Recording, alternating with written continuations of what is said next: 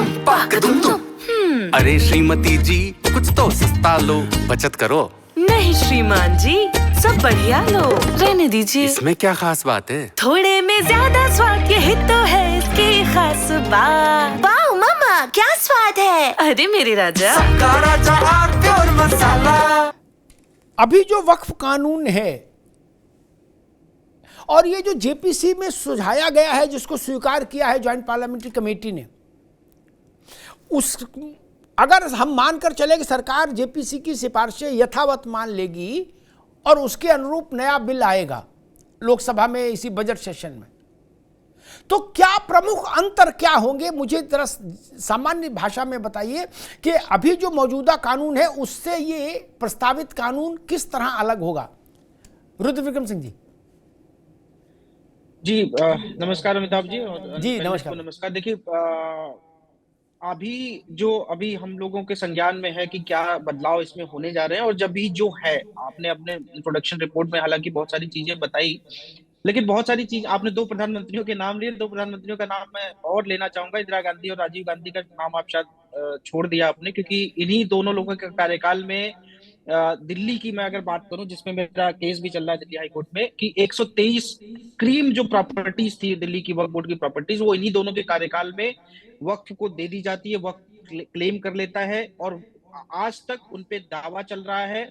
1984 से case pending है Delhi high court में। 2014 के रातों रात जिस दिन इलेक्शन अनाउंस होने होते हैं, 5 मार्च को इलेक्शन अनाउंस होते हैं, 15 मार्च को, और 14 मार्च की रात में नोटिफिकेशन दे दिया जाता है कि नहीं ये प्रॉपर्टी जो है वक्फ की ही है, जो मनमोहन सिंह का, जो आपने मनमोहन सिंह जी का जिक्र किया।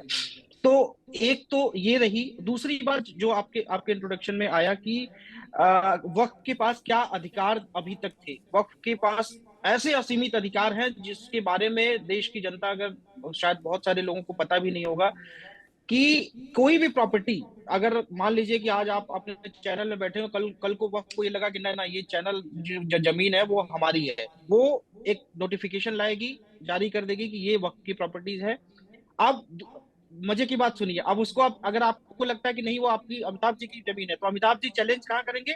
उसी वक्फ ट्रिब्यूनल में, जिस वक्फ ट्रिब्यूनल में उन्हीं के लोग होंगे, जो उनके सारे अपने जो वक्फ बोर्ड है उन्हीं के ट्रिब्यूनल के लोग होंगे, वही लोग सुनवाई करेंगे, और एक सर्वे करने के लिए जो भी अपॉइंट होगा उसका भी खर्चा कौन देगा? स्टेट गवर्नमेंट देगी। मतलब हींग लगे फिटकरी रंग चोखा चोखा वाली बात है कि केवल वक्फ बोर्ड आपने बना दिया, कहीं आप क्लेम कर दीजिए कि ये वक्फ की प्रॉपर्टीज है, और उसको जो है सारा खर्चा स्टेट गवर्नमेंट उठाएगी। बहुत सारी आप जब सेक्शन 6, 7, 8 ये सब सारी पढ़ेंगे, और भी बहुत सारे सेक्शन है, सेक्शन 40 अगर आप पढ़ेंगे तो लगेगा कि ये कौन सा कानून, मतलब क्यों बनाया गया है। और जब इसकी शक्तियों के बारे में पता करेंगे, और अन्य मुस्लिम देशों की जो वक्फ बोर्ड की हम बात करेंगे, वहाँ की जो पाकिस्तान और अन्य देशों के वक्फ बोर्ड की हम बात करेंगे, तो आपको लगेगा कि वहाँ के मतलब कोई प्रॉपर्टीज है ही नहीं है, मतलब जो शक्तियां यहाँ पे उन वैसी शक्तियां उनके पास है ही नहीं है। तीसरी एक सबसे बड़ी बात, अगर आप 2008 से लेके अभी 24 में देखिए, तो वक्फ बोर्ड की जो प्रॉपर्टीज हैं वो 200 गुना बढ़ी हैं। आप रेलवे के बाद, और ये सबसे ज्यादा जमीनें जो है वक्फ बोर्ड के पास है। ये तो रही अभी तक की कहानी।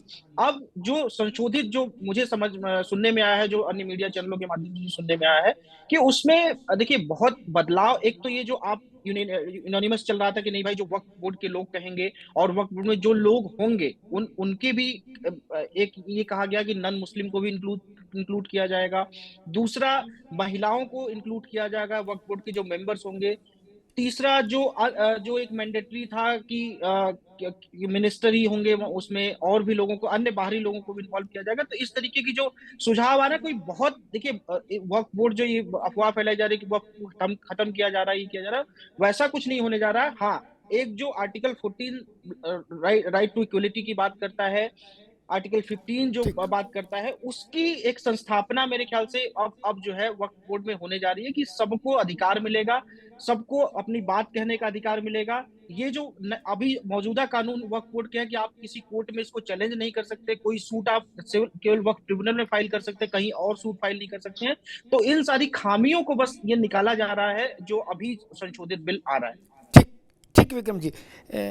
हाजी नाजिम साहब, मैं इमरान मसूद को सुन रहा था, मैं राम गोपाल यादव जी को सुन रहा था, मैं राजा टी राजा को सुन रहा था, ए राजा को, ऐसे सबको देखिए विपक्ष के लोग वो कह रहे वक्फ को खत्म किया जा रहा है, वक्फ पर बुलडोजर चलाया जा रहा है।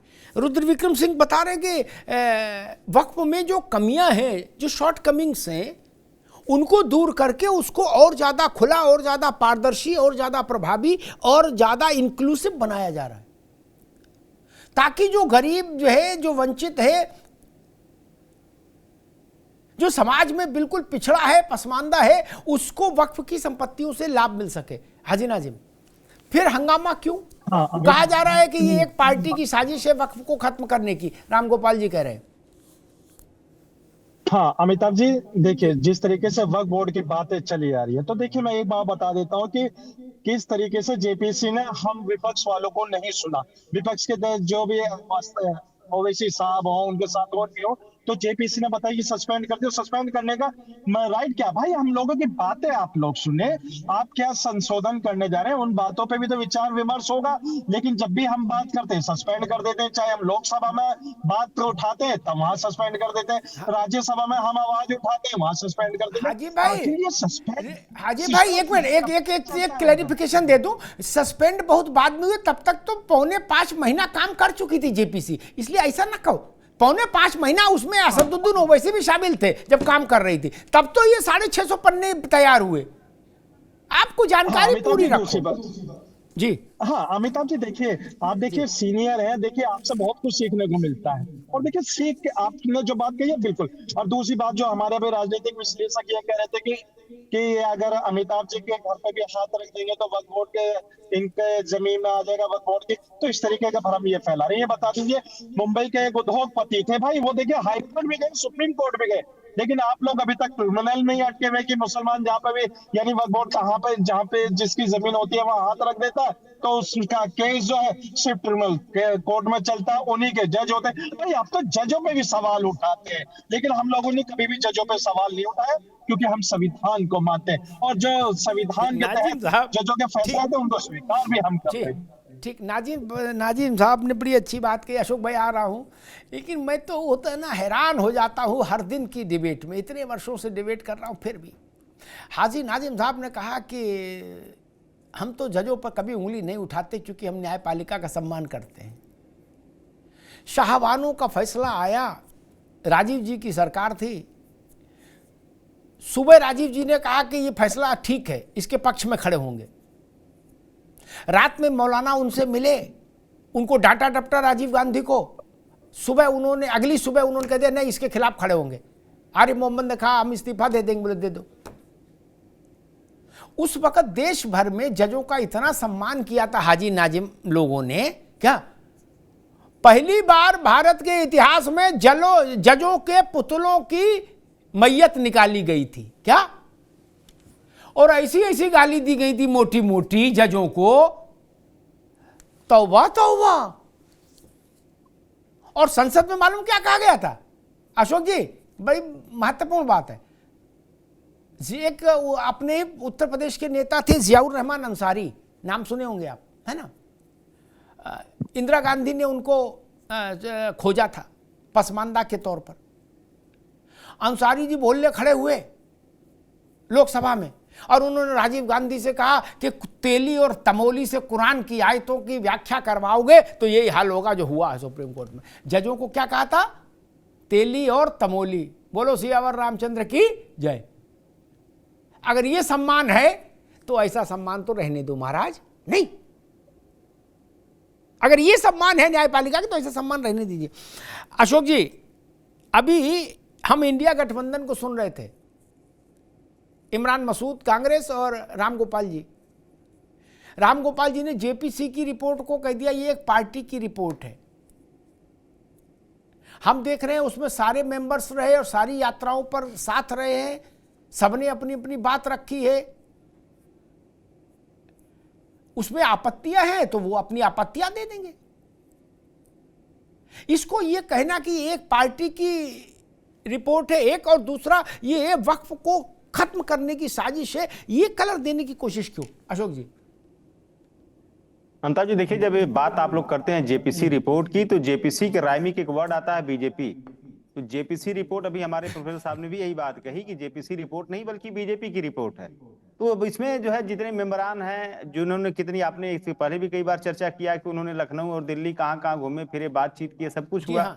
लेकिन अल्टीमेटली हमारे यहाँ गाँव में एक कहावत है कि जैसे दो घरों के बीच झगड़ा था खूंटे को लेकर के, तो जब पंच जुटा तो सब लोग अपनी अपनी बात रखे, तो उसने कहा, जिस व्यक्ति का मामला था, कहा भाई बात तो हम सबकी सुनेंगे लेकिन खुटवा वहीं रहेगा जहाँ है। तो बात वही यहाँ भी है। आप जेपीसी बना लिए, तमाम सांसदों को उसमें इंक्लूड कर लिया, सबकी बात, लेकिन हम बात वही रखेंगे जो बीजेपी चाहेगी। तो क्या मतलब है जेपीसी बनाने का? इसके पहले भी मैं कहा था जेपीसी बनाने का कोई मतलब ही नहीं। आप सीधे अपनी सरकार से कोई ऑर्डिनेंस वगैरह लाते और झूठा इतना दिन तो सरकारी पैसे खर्च कराए, सबको घुमाए फिराए इधर उधर, कोई मतलब नहीं उस बात का। अच्छा, आपके मैंने स्टार्टिंग में कुछ बातें सुनी आपके चैनल पे जब चल रहा था प्रोमो इसका, तो आपने बताया कि ऐसा पहली बार हुआ है कि मतलब ऐसी संस्था कोई है कि जो खुद ही अपना मुकदमा सुनती है, खुद ही फैसले देती है। तो मुझे लगता है कि पूरे वर्ल्ड में माननीय योगी जी एक ऐसे राजा हैं, मुख्यमंत्री हैं, जिन्होंने खुद अपने मुकदमे सुने और अपने आप को बरी कर लिया। पूरे विश्व में तो ऐसी मिसाल कहीं नहीं होगी, पूरे विश्व में नहीं होगी कि हम ही अपराधी, हम ही राजा, हम ही मुकदमा सुने, हम ही अपने आप को बरी भी कर लिए। तो ऐसी केस कभी नहीं मिलेगी आपको। अब दूसरी चीज भी हमारे राजनीतिक विश्लेषक जी ने कहा कि इसकी सुनवाई कहीं नहीं, आपके चैनल को कोई कह दे कि हमारा है वक्फ बोर्ड, तो फिर आप जो साबित करते फिरिए। अरे भैया, कहाँ आपने पढ़ा? मुझे तो नहीं समझ में आया ऐसी बात, क्योंकि बहुत सारे केसेस अमिताभ जी, आप तो आपसे ज्ञानी बहुत कम लोगों को मैं मानता हूँ, ज्ञान बहुत आपके पास है, लेकिन आप ही बताया, आपको टोकना चाहिए था इनको कि बहुत सारे केसेस वक्त के खिलाफ हाई कोर्ट, सुप्रीम कोर्ट में पेंडिंग चल रहे हैं। तो अगर किसी कोर्ट में सुनवाई नहीं होती तो केसेस कैसे चलते वक्फ बोर्ड के खिलाफ? तो देखिए, बेसिकली जो वक्फ बोर्ड का मामला अमिताभ जी है, उसमें अगर सरकार को कोई कमी बेसी थी, अगर किसी को कोई आपत्ति थी, तो अगर जेपीसी आप बनाए थे तो हमारे विपक्ष के सांसदों के भी रिकमेंडेशन, हम कहें आप ज्यादा रिकमेंडेशन आप दीजिए, लेकिन हमारे जो विपक्ष के लोगों का भी कम से कम लोकतांत्रिक हनन नहीं करते, आप लोकतंत्र को मजबूती देते हुए कुछ रिकमेंडेशन तो विपक्ष के स्वीकार कर लेते, तब हम लोग भी आज इस जेपीसी की रिपोर्ट में बोलने में थोड़ा सोचते कि नहीं बोलना, नहीं से खिलाफ ज्यादा, क्योंकि हमारे विपक्ष के लोगों का एक सिंगल रिकमेंडेशन उसमें इंक्लूड नहीं है। अब बताइए, उस रिपोर्ट को विपक्ष कैसे मानेगा? विपक्ष के सिंगल सांसद की सिंगल कोई रिपोर्ट उसमें इंक्लूड नहीं की गई, तो अब इसका कैसे हम लोग स्वागत कर सकते हैं? क्योंकि ये बीजेपी की रिपोर्ट इसको कहा जा रहा है, और ये बीजेपी की रिपोर्ट है भी अमिताभ जी। ठीक है अशोक भाई।